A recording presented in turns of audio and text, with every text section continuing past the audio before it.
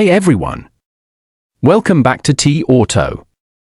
Today, we're going to talk about a common problem, how to unlock your car door when you're locked out.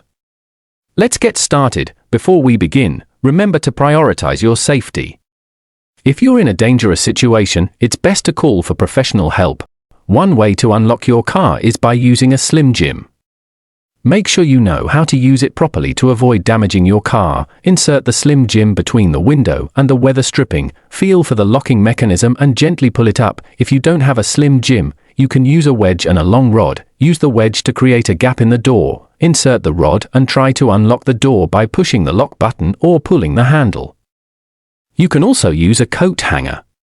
Straighten it out and create a hook. Insert it into the gap created by the wedge and try to reach the lock mechanism. If these methods don't work or seem too risky, don't hesitate to call a locksmith or roadside assistance. To prevent getting locked out in the future, consider these tips. Always have a spare key. Use a keyless entry system if available. Keep your keys in a designated place. Thanks for watching.